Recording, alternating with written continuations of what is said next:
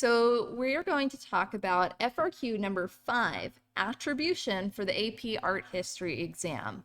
Now, attribution is a very tricky skill. It's one of the hardest skills that we have in AP Art History. So what's going to happen in FRQ number 5, you're going to be provided an image or images of one artwork that's not from the 250. The purpose of attribution is to take a look at that art and identify who's it from, where is it from, what time period is it from.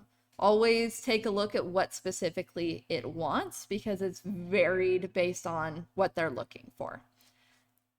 Once you've identified who made it, etc., you're going to need to justify why you believe that. So you got to back up that choice. You can't just say, yes, it's from Japan because it looks Japanese. How? Explain. Then you're going to answer any additional questions related to the prompt. This is a short FRQ, so it's expected that you spend about 15 minutes on this. Don't get lost if you're like, I have no idea what artwork this could possibly be in relation to. Biggest thing is that you can still definitely get those last 2 points that are related to other questions. Even if you have no idea what the piece is, there are still points on the table. So the only way to get 0 points is to not answer the question. So to break it down, number 1, always follow the prompt. So read what it's asking, make sure you're answering those questions, and you can use the questions to help you kind of keep track of your task points and help you stay focused on the prompt. So if you restate the questions as sentence starters, that can help you make sure you're moving through the FRQ without spending too much time on one question or forgetting what the prompt is as you're just typing and you're going. So restating can really help guide you through this process. So now we're going to take a look at an example from the AP Art History exam from 2024. You can find all answers, guides, etc. on the College Board website. We're going to dive into this question, understand how to read the attribution questions with this example, and then how to answer the question and any trip-ups that might occur. So when we're looking at attribution, the one that we have here, image on the left, this is not from the 250. So now we need to look at the question and start thinking about who it could be, where is it from, etc. So reading the question, correctly attribute the work shown to the specific culture from the ancient Mediterranean in which it was created. So it's giving us the content area, but it wants the culture. So I don't need to know an artist in this case because we wouldn't know the artist, but we want that culture. Then next question, this is usually the same for almost all attributions, using at least 2 examples of specific visual evidence, justify the attribution by describing relevant similarities between the work shown and other work by the same culture. So this is kind of like compare contrasting to the one in the 250. When they're doing attribution, the images they pull look very similar to the 250. They're not going to take, like, for example, a Goya painting when we have a Goya print. It'll be the same one in the same series that we have from the 250. So it'll look similar. So talk about the piece that it looks like. So even if you didn't know what culture this is, you're like, I recognize the piece a little bit. You can still talk about how it relates to the 250 piece to get those justification points. Last question or questions, depending on the FRQ, using two examples of specific visual and or contextual evidence, explain how the work shown demonstrates its use in a funerary context. Usually this last question is going to tie into the larger content of the piece from the 250. So you can use the one in the 250 to help answer how this one would function or relate to that last question. So don't get tripped up of like, I don't know this piece. Think about what we learned in the 250, and that should help guide you through this. Again, this is one of the harder skills.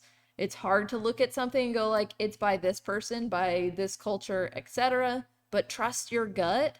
Don't get super scared. So when I'm looking at this piece immediately, I'm going into that attribution concept. Task 1 is to attribute it to, in this case, a culture. Again, make sure that you're looking, is it culture? Is it artist? Is it time period? Is it art movement, etc.?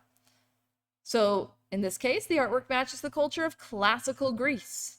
Now, technically, I could just get this point for saying ancient Greece.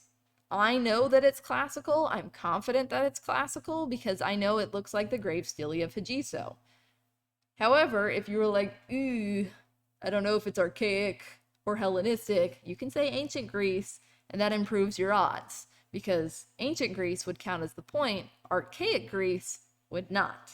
So sometimes being too specific can hurt, but you don't want to just be like Mediterranean. That's not helpful. Same concept as like, you can't just say Africa for a mask, right? Doesn't work. So now I got to back up why I think it is classical Greece. So because there are 2 examples that I need to give, that means there are 2 task points. I am comparing this piece to the one in the 250. So I'm going to use firstly and secondly as my sentence starters, and I'm going to state which artwork it is similar to. Even if I don't know the name for certain, I could still get the points. So my example, the artwork is similar to the grave stele of Hegeso. Firstly, both pieces use wet drapery as a technique to emphasize the female form. Boom, I could have gotten the point. I added a little bit just in case for my own brain. The drapery is modeled in order to accentuate the body while keeping it covered.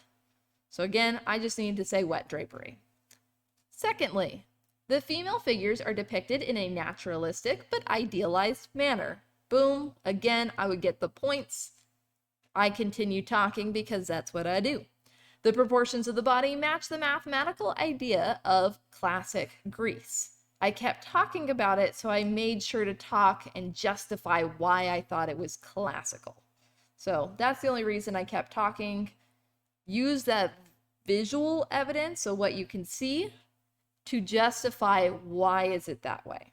So you can look at things like brush strokes, if it's a painting, or the type of print it is, or the media. I could have just said it was marble. They used marble. I could have talked about the architecture designed on this relief. Could have talked about it being a relief. There's a lot of different ideas that I can use that are similar to the one in the 250, even if I wasn't certain what artwork it was. So there's still chance of getting these points, even if you have no idea what you're doing.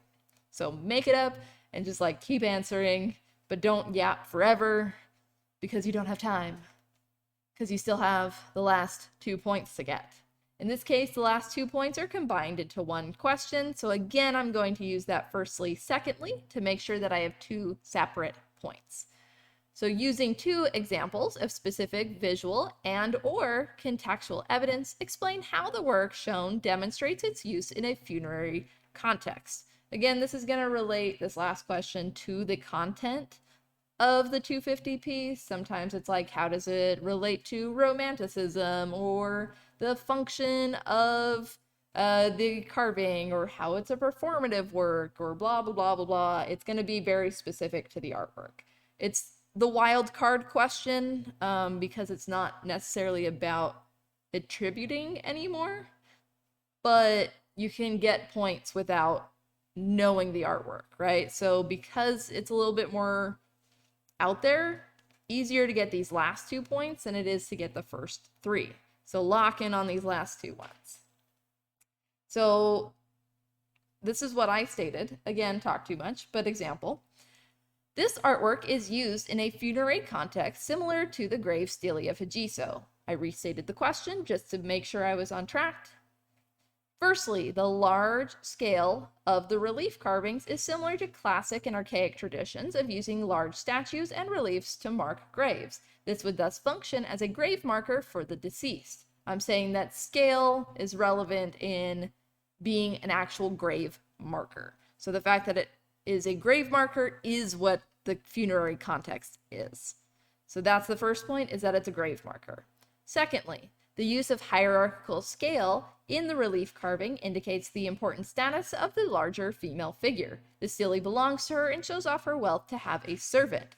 Hierarchical scale is the second one. So I did contextual evidence grave marker, hierarchical scale, visual evidence as my second one. They're different ideas. They both back up the idea that it's a grave marker, and the hierarchy relates to elite status for the funerary. Could I tie it in more to death? Death as a concept? Absolutely. It is a point that could be wiggly potentially because I'm deviating a bit with the funerary, but because I tied it back into that she had a servant and showing off her wealth, I could have said shows off her wealth in death, and it would have been a stronger point. So be careful again where this last question, you really want to make sure you're following the prompt, right? So attribution. Hard skill, but you can totally make stuff up and get some points. So even if you don't know the piece that it's referencing, focus on those last 2 points, answer things anyway.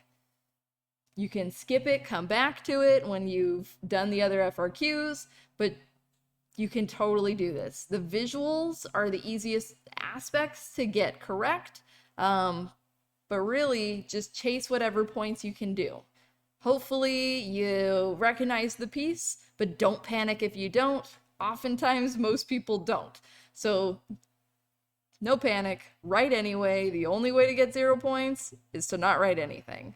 So good luck on your attribution skill, guys. Don't panic and just keep writing.